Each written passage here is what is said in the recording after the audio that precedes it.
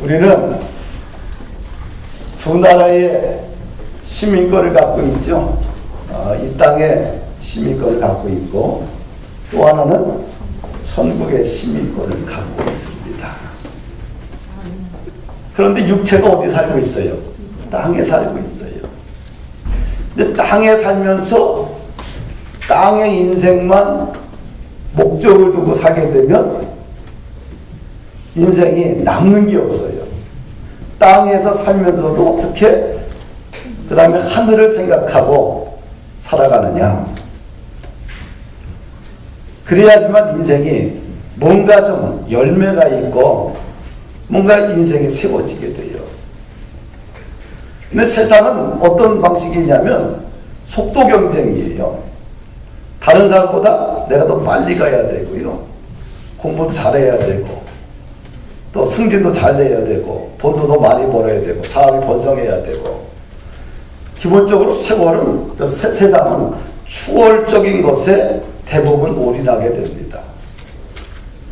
근데 그것이 좀 부족하면 비교가 당하고 또 상대적인 열등감에 빠지게 되고 또 그것 때문에 인해서 고민하고 고통 가운데 있게 되죠. 근데 거기에만 목숨 걸다 보면 어떻게 돼요? 거의 하나님 나라가 세워지지 않아요. 이게 추월적인 방식에 익숙하잖아요. 그러면 하나님 나라가 우리 가운데 천국을 경험하기 쉽지 않다.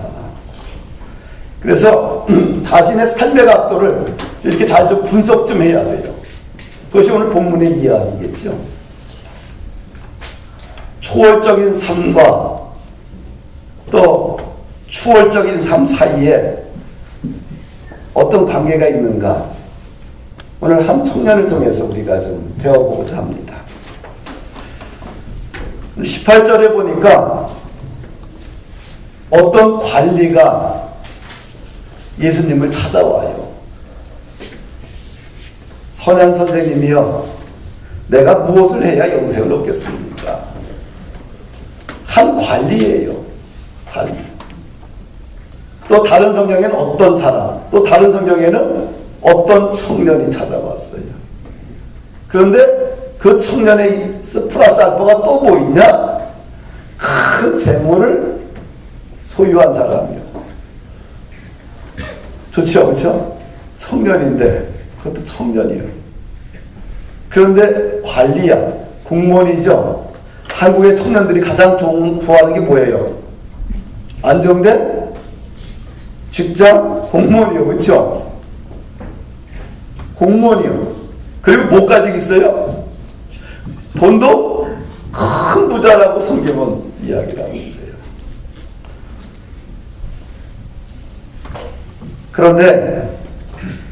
그런데 이 청년이 예수님께 와서 선한 선생님이여, 어떻게 영생을 얻느냐. 참 멋있잖아요. 한마디로 다 갖춘 청년이요. 그 청년이 뭐 신앙적인 것까지도 묻는 거예요. 내가 어떻게 살아야지만 영생을, 하늘나라의 영생을 소유할 수 있겠느냐. 이 땅의 추월적인 인생에서 그런 많은 것을 얻었어요. 근데 이거 가지고는 안 되는 거예요. 뭔가 채워지지 않는 내면의 부족함이 있는 거예요. 그래서 뭘 이야기를 해요? 뭔가 채워지지 않은 이 땅의 것이 있다는 걸 알기 때문에 그런 영생을 예수님께 와서 묻는 거지요. 참 이런 청년 멋있죠? 자기 열심히 잘하고, 그렇죠? 그리고 와서 또 영적인 문제, 정신적인 영혼의 문제까지도 질문하니 대단한 청년 아니에요. 내 자녀들이 그러면 참 모든 걸 다 주고 싶을 거예요. 부모의 마음은 그렇지, 그렇죠? 근데 이 청년이 예수님을 뭐라고 불러요? 선한 선생님이요. 근데 예수님이 이 청년에게 19절 이렇게 말합니다. 내가 어찌 나를 선하다 하느냐. 하나님 한 분 외에는 선한 사람이 없다. 이 땅에 살고 있는 모든 사람들은 뭐예요? 그냥 더 악한 사람과 덜 악한 사람, 이 차이만 있을 뿐이지 진짜 완전 무결한 사람은 누구밖에 없어요? 하나님밖에 없다는 거죠.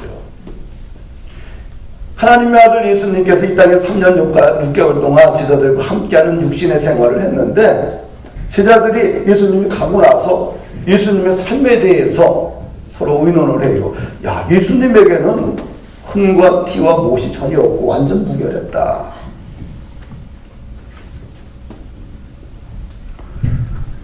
사실 예수님과 하나님 이외에는 누가 이렇게 선한 사람이 어디 있겠어요? 그렇죠? 50보 100보의 차이지요.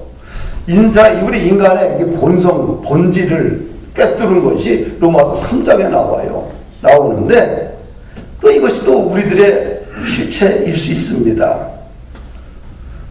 헬라인이나 유대인이나 다 죄 아래 있다.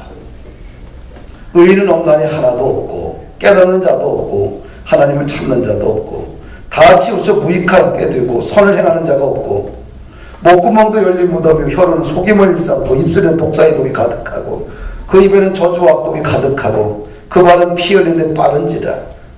하여튼간 이것이 뭐예요? 바울 사도가 인간의 본질을 꿰뚫어 본 거예요. 그러니까 우리 인간은 뭐예요? 너나 나나 50보 100보 차이요. 그렇죠? 조금 더 선하고 조금 덜 악하고, 그 차이라는 거죠. 그러니까 십자가의 거울로 보니까 그런 거예요. 그렇죠? 말씀의 거울로 보니까 괜찮다고 여겼는데 괜찮은 게 하나님의 기준을 볼 때 보니까 거기서 거기다.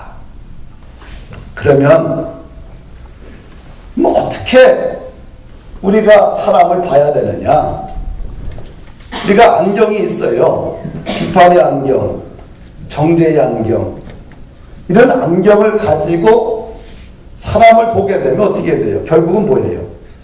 사람을 결국은 죽일 수밖에 없다. 우리가 시각이 두 가지 시각이겠죠. 비판이나 정죄의 안경은 율법적인 안경이에요. 왜 비판받을까요? 왜 정죄받을까요? 그 행위가 못됐기 때문에. 거기까지만 끝나면 어떻게 돼요? 사람을 죽여요. 이것이 율법의 한계지요. 그래서 예수님은 뭐라고 그래요? 거꾸로 사람을 어떻게 봐야 돼요? 복음의 눈으로 보는 거죠. 십자가의 눈으로 보는 거죠. 은혜의 눈으로 보는 거죠. 은혜로 보는 것이 뭐예요? 긍휼의 눈으로 보는 것이 복음이에요. 그러니까 십자가는 용서와 사랑의 결정체 아닙니까? 그렇죠? 그 십자가는 용서와 사랑의 결정체인데, 그것이 빠지게 되면 결국 사람을 죽이는 율법으로 끝나고, 십자가의 결정체인 용서와 사랑이, 그 은혜가 흘러가게 되면 복음이 살아나는 거예요. 그러니까 너와 나는 다 본질적으로 뭐예요? 죄인이에요. 그리고 흠이 있어, 티가 있어, 못이 있어. 어떻게 될까요? 율법에 너무 깊이 은혜가 아니라 율법 속에만 갇혀 있다 보면 끊임없는 죽이는 작업을 할 수밖에 없다. 사람을 살리지 못한다. 그래서 예수님이 이 땅에 오신 거예요. 왜? 십자가에 죽으셔서 십자가 통해 사랑과 용서의 본질을 회복시켜 주신 거 아니겠습니까? 할렐루야.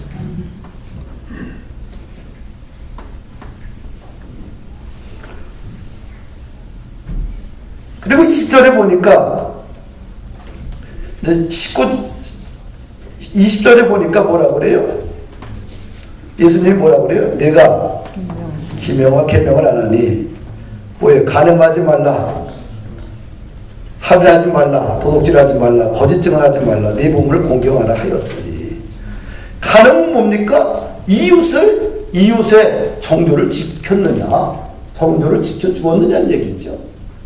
그러니까 10계명 중에 1계명, 4계명을 하나님에 관한 도리라고 한다면 5계명부터 10계명은 인간과 인간 사이에서 지켜야 될 의무요, 도덕이요, 윤리요, 책임이에요. 그 중에 예수님 묻는 거예요.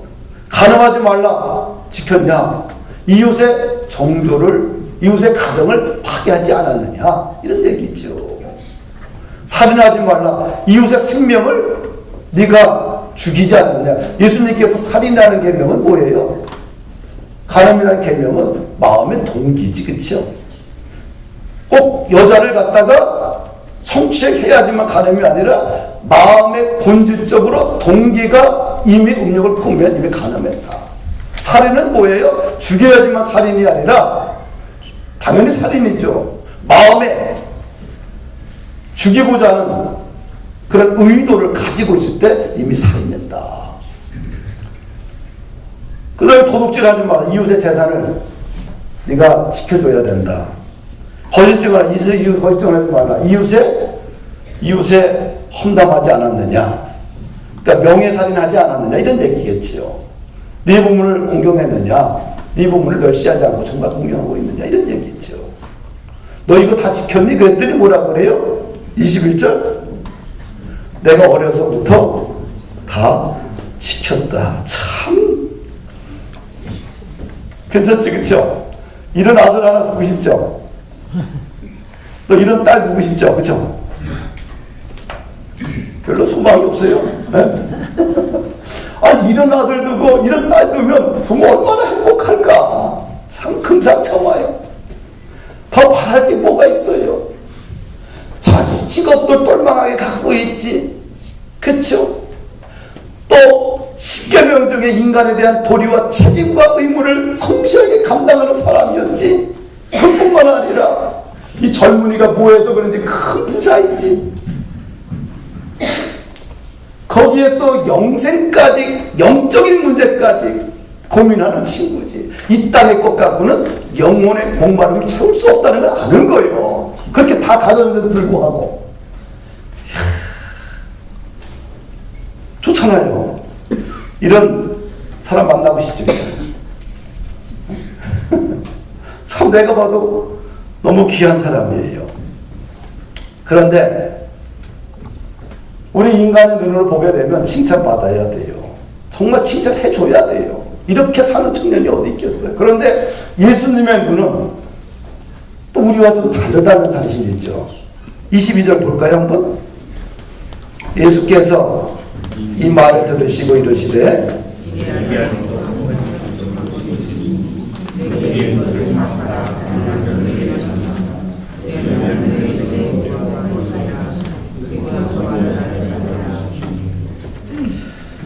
뭐라고 얘기하냐면 네가 아직도 한 가지가 부족한 거 있으니 그 부족한 게 뭐냐? 내가 갖고 있는 큰 재산을 팔아서 가난한 자들에게 나눠주라. 그리하면 하늘에서 내게 보물을 줄 것이다. 그리고 내 제자가 되라.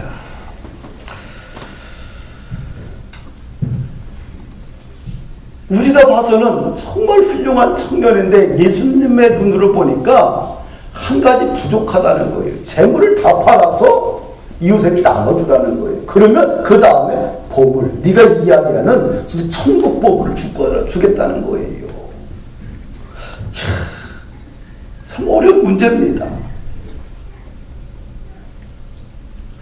예수님이 이 청년을 봤을 때 부족한 것이 한 가지가 있었는데 다른 거는 다 좋아, 다 완벽해. 근데 그 한 가지만 자기의 의지를 꺾고 대상을 바꾸면 이 청년은 정말 예수님이 이야기하는 완벽한 100%의 초월적인 헌신적인 믿음의 신앙이 되는 거예요. 근데 그게 뭐예요? 자기의 내면 속, 다른 사람들에게 들키지 않은 내면 속에 우상이 하나 있는 거죠. 자기가 중요하게 생각하는 보루가 있는 거죠. 그게 뭐예요? 그 얘기는 큰 재물이었어요. 결국 이 청년이 영생에 대한 목마름을 갖고 있었는데 왜 그걸 해결하지 못했느냐? 자기가 아직 내려놓지 못한 자기 인생 가장 중요한 가치가 속에 있었기 때문에 그런 고민을 하게 된 거죠. 그렇죠?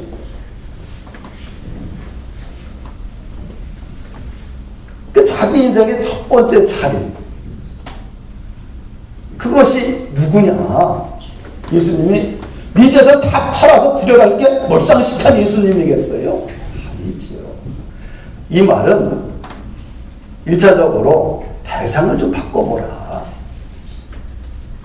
네가 의지했고 네가 좋아했고 이런 의지의 대상을 이제는 누굴 바꿔요? 하나님을 바꿔보라는 얘기겠지요. 그렇죠? 그러면 하늘에서 너에게 보물을 주겠다는 거예요. 일단 버려야지만 보물이 온다는 거죠.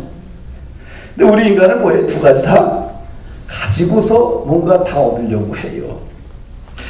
이런 말씀을 보면서 우리가 나는 이제 생각을 하면서 참 주님 참 끈질기시다. 그냥 90%만 되고 70%, 60%만 돼도 괜찮다고 인정하면 되는데 어디 그 마지막 그냥 자기 인생의 보루라고 생각하는 것까지 다 빼앗으려고 하느냐. 근데 빼앗는 이유가 뭐예요? 더 크게 사용하려고. 더 큰 천국의 비밀을 보물을 주려고 하는 거지요. 그래서 신앙의 적당주의, 이것은 결국은 우리가 이렇게 뒤돌아보면 불신한 것 같아요. 적당주의는 신앙의 노선에서 맞는 거 아닙니다. 적당주의는 하나님의 통치 질서를 내가 수용하지 않겠다는 불신앙이 밑에 깔려 있는 것이지요. 그렇죠? 그래서 우리가 예수 믿으면서 잘 찾아오는 것이 뭐냐면 이 정도면 됐어. 적당주의. 적당주의는 그냥 적당하게 불신앙 속에서 거리다가 적당하게 우아하게 살아가는 거예요. 거기서는 하나님의 특별한 은혜와 기름 부음과 충만에 대한 충만의 역사가 일어날 수가 없어요. 내 경험에 의하면 그렇습니다. 그러면서 요즘 이런 생각을 해요. 이와 주님 앞에 가는 거 좀 더 100% 드려야 되겠다.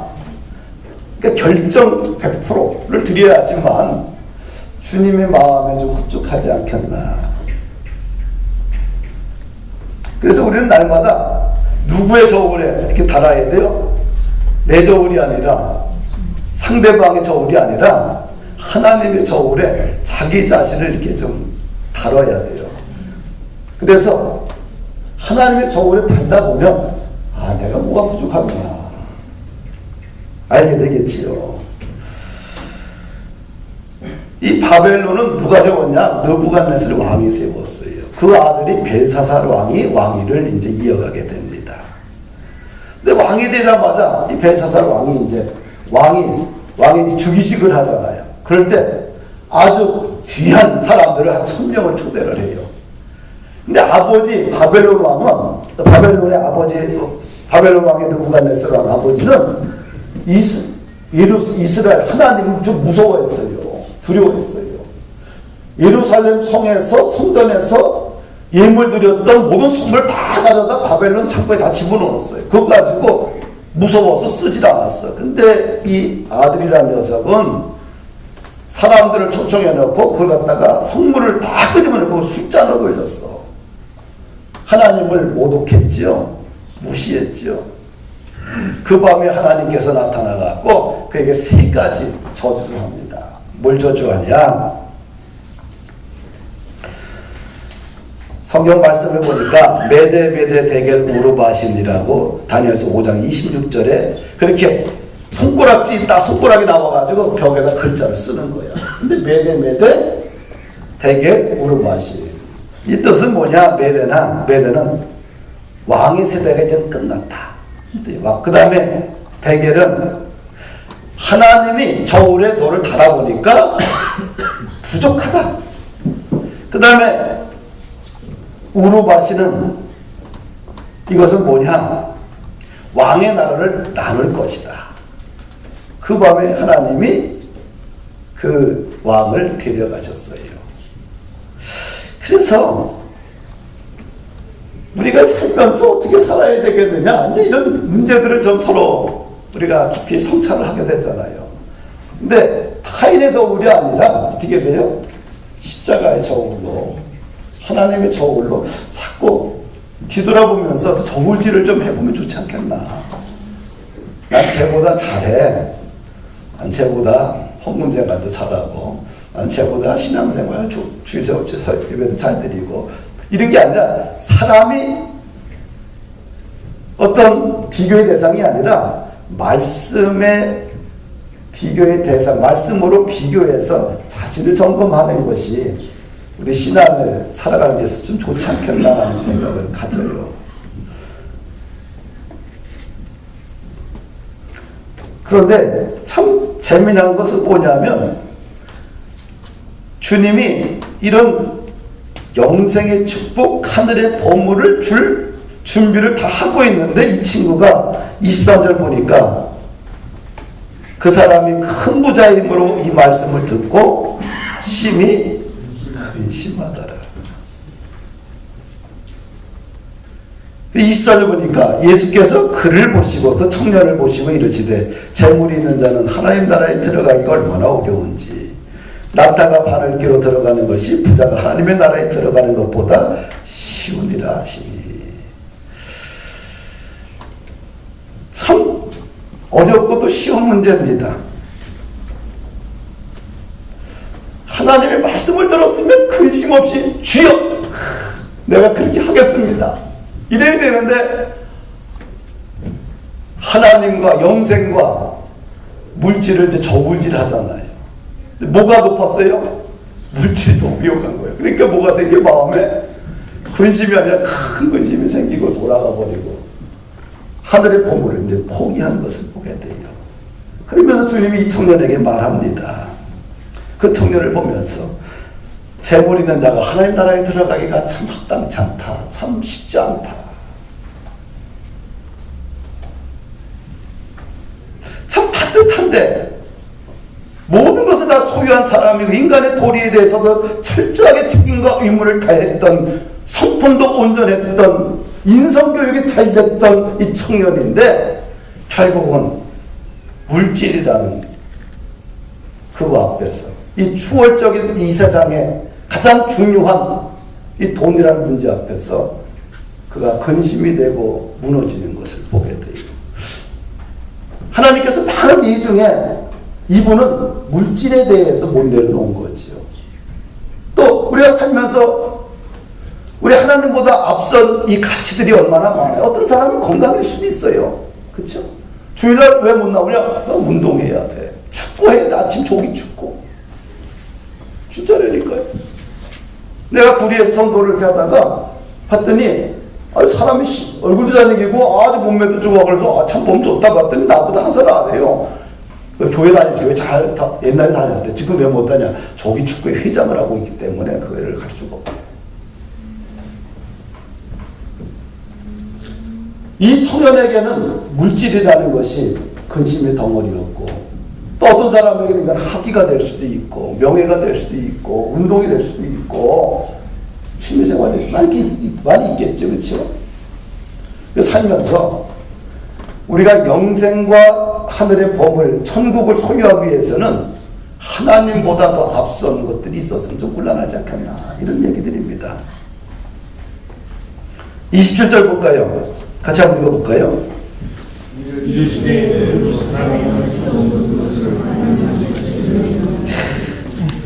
낙타가 바늘귀로 들어간다.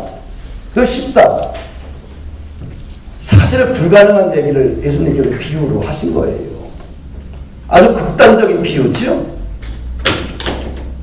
그러나 이 극단적인 비유지만 누구나 할 수 있어요? 하나님은 하실 수 있다. 우리가 이야기를 할 때 이 비유를 우리가 서로 논의할 때 중요한 것은 뭐냐면 절대적으로 추월적인 삶에 익숙한 사람은 죽을 때까지 이 말씀을 보게 되면 절망이고 죽을 때까지 이 말씀은 마음에 걸리는 요소고 절대로 뛰어넘지 못해요. 그러나 초월적인 믿음 안에서 살아가는 사람, 이 사람들은 이 말씀이 쉬운 거예요. 내려놓는 게. 무슨 말인지 아시죠? 내려놓는 게 너무 쉬운 거예요. 왜? 은혜가 충만하니까. 이 땅에 가지고 있는 것, 뭐 생명, 우리가 중요한 거 생명, 재산, 건강, 가정, 내 사업장, 이런 게 얼마나 소중하고 중요해요. 근데 이것은 다 하나님이 주신 은혜의 선물이라는 것을 알고 있는 사람들은 이 말씀에 보존이 되고 은혜가 되고 이거 별것도 아닌데 뭐 그래 넘어갈 수 있어요. 근데 이 땅의 것에 익숙하고 이 땅의 것을만 가득 차 있는 분들에게 신앙하면서 생활하면서 이런 분들에게는 이것이 정말 힘든 이야기입니다.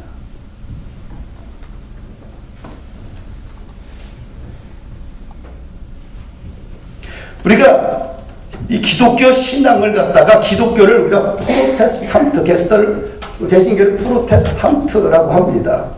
그 프로테스트라는 말은 거짓 가르침으로부터 자신을 지킨다는 거거든요. 우리 개신교는 기본적으로 거짓 말씀과 거짓 사도로부터 우리 자신을 보호하고 공동체를 보호하고 또 죄로 물들지 않겠다는 이런 저항 정신에서 나온 것이 개신교예요. 그게 프로테스트라고 합니다.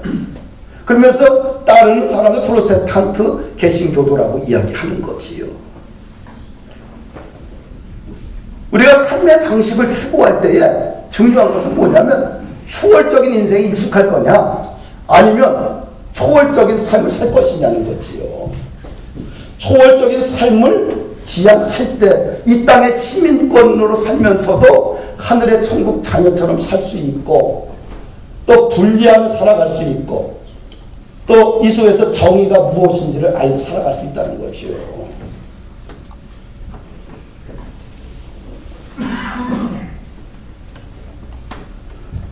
완전한 초월적인 삶을 사신 분이 누굴까요? 예수님이 이 땅에서 마지막을 보낼 때에 자신의 권리를 포기했잖아요. 빌립보서 2장을 보게 되는 거죠.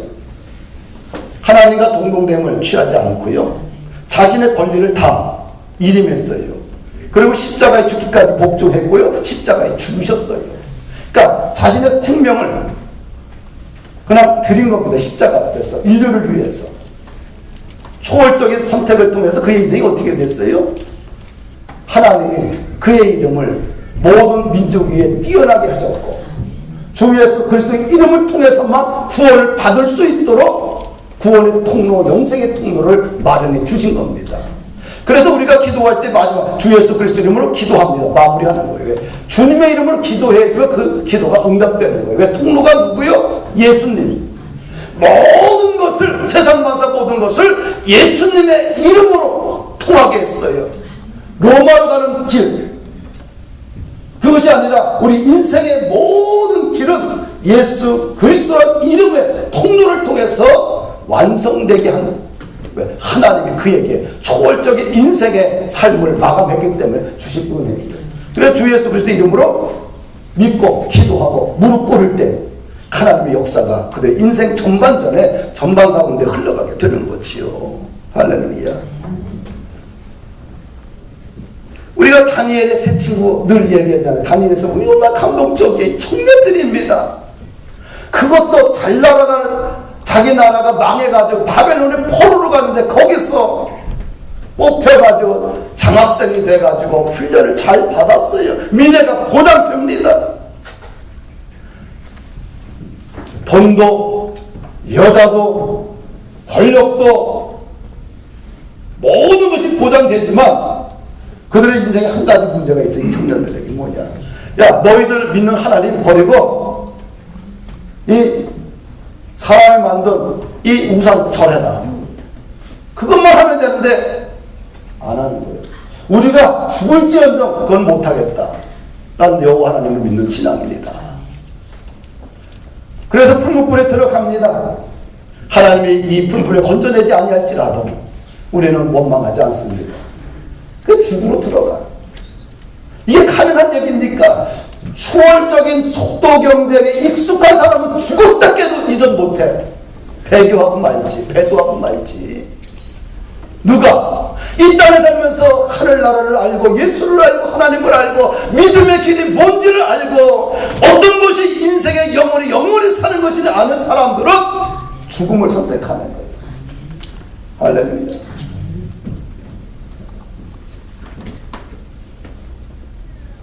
사랑하는 여러분들, 어떤 신학자가 우리 서울신학대학에서 신학자가 있는데 참 그분은 정말 존경스러울 만한 실력도 탁월하고요, 또 영어 실력도 대단해요. 그리고 학교에서 자기 이제 총장 정도로 낙점이 될 정도로 훌륭하죠. 또 신학학교의 학회장까지도 역임을 했고 저서도 많이 냈고 학교에서도 윤리위원장도 맡고 있고 또 보직도 좋은 보직을 다 차지하고 있고. 그런데 이 인생의 정상에 섰을 때 이제 표절 신학 서적 표절 문제가 등장이 돼요. 최근에 누가복음이라는 주석을 썼는데 거의 40%를 그대로 영어를 갖다 번역해서 그냥 냈어. 5년 전에. 근데 일반인들도 이건 사실 수용하기 어려운데 대학 교수, 또 신학대학 교수가 그랬어요. 왜 그랬을까? 이제 고민하죠. 뭐에 바빴을까? 초월보다는 추월에 가까운 가치관을 갖고 있었기 때문에 그래요. 왜? 이런 저서를 통해서 이름이, 명예가 더 생기고, 또 교단 100주년 주석서인데 100주년, 서울신학대 130년 되거든요. 거기에 이 주석서를 명예가 주어지죠. 또 그걸 연고비를 다 받았지요. 또 학생들에게 그 책을 가지고 강의도 하지요. 이걸 가지고 교수로서 뭐예요? 자신의 교수로서 그레이드가 올라가지요. 그런데 이런 표절 시비로 인생의 정상에서 무너지는 것을 봅니다. 그러니까 너무 추월적인 것에 목숨 걸지 말라. 우리 학생들이 공부를 잘해서 좋은 데 가야 되겠다. 좋은 성적 받아 컨닝을 한다. 숙제를 남에게 그대로 뺏긴다. 정직하지 않은 행동이죠. 그러니까 추월이라는 삶에 익숙하다 보면 그건 아무것도 아니고 해버리는 거예요. 왜? 당장 눈앞에 이익이 찾아오니까. 그런데 불구하고 나는 꼴통을 해도 내 학업 성장에 마이너스가 찾아와도 나는 정직하게 시험 보고 정직하게 리포트 내고 정직하게 살겠다. 그래 좀 뒤떨어져도 괜찮다. 그럼 초월을 사는 학생이에요. 어디에 초점을 맞춰야 되겠어요? 추월이냐 초월이냐. 초월로 가야 돼. 그래 인생이 거룩해지고 세워지는 거예요. 할렐루야. 마지막 말씀 읽고 마무리하십시다. 베드로가 말합니다. 나는 모든 것을 버리고 주님을 쫓았습니다. 내 직업도 버렸어요. 배도 버렸고 그물도 버렸고 부모도 버리고 처자식도 나 몰라 하고 지금 주님을 3년 6개월째 따라다니고 있는데 그럼 내 인생 어떻게 됩니까? 궁금하잖아. 그쵸? 왜? 이 친구도 돈 많은 이 친구도 하늘나라 못 간다고 얘기하니 얼마나 답답하겠어요. 29절 30절 같이 읽어보세요. 시작.